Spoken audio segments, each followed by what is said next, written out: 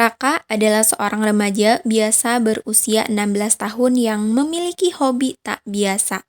Ia sangat gemar bermain game online. Dalam dunia virtual, ia bukanlah Raka yang pendiam dan sering canggung di dunia nyata. Di sana, ia adalah pahlawan gagah berani yang melawan naga dan menyelamatkan kerajaan. Setiap hari, begitu pulang sekolah, ia langsung duduk di depan komputer, menyalakan layar, dan masuk ke dunia yang lebih ia kenal daripada kenyataan.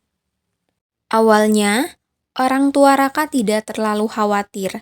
Mereka pikir ini hanya hobi sesaat. Namun lama-kelamaan, Raka semakin tenggelam dalam game.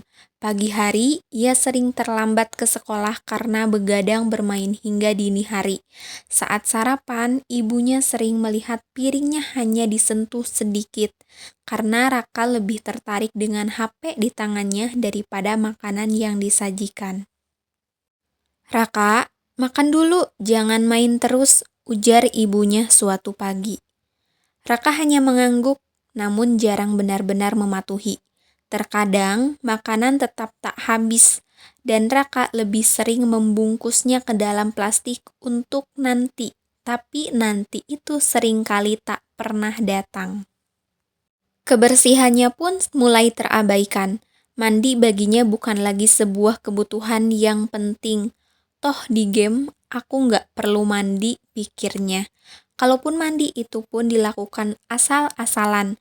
Kadang ibunya harus mengingatkannya lagi. "Raka, kamu sudah mandi belum? Bau sekali loh." Namun, tak ada yang berubah. Kamarnya mulai berantakan. Pakaian kotor menumpuk di pojok ruangan. Bungkus makanan instan berserakan di lantai. Bau apek menguar, tapi Raka tak memperdulikannya. Baginya, yang penting adalah naik level di game, mendapatkan senjata baru, dan mengalahkan musuh-musuh di dunia digitalnya.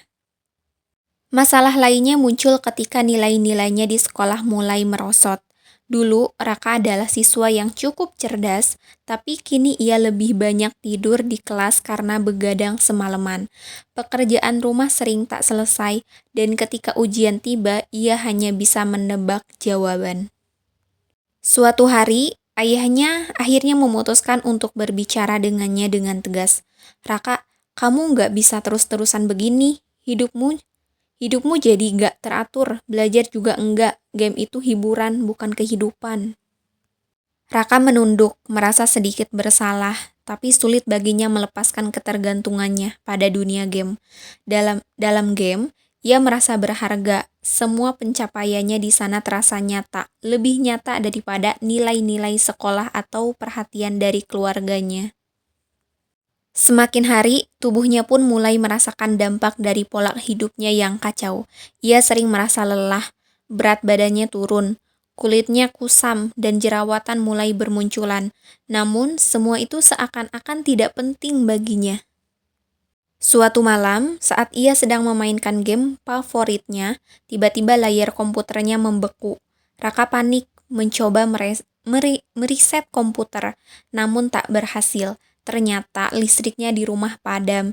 Ia menggerutu kesal, ia tak bisa bermain, padahal ia sudah di momen penting dalam permainan. Di saat yang sama, di luar kamarnya terdengar suara ibu dan ayahnya berbicara. "Aku khawatir dengan Raka." Suara ibunya terdengar pelan.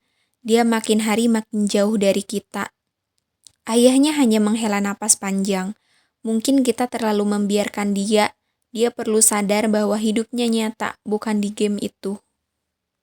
Raka yang mendengar percakapan itu tertegun. Ia memandangi kamarnya yang berantakan. Bungkus makanan, pakaian kotor, dan bau tak sedap menyadarkannya. Untuk pertama kali setelah sekian lama, ia merasa malu.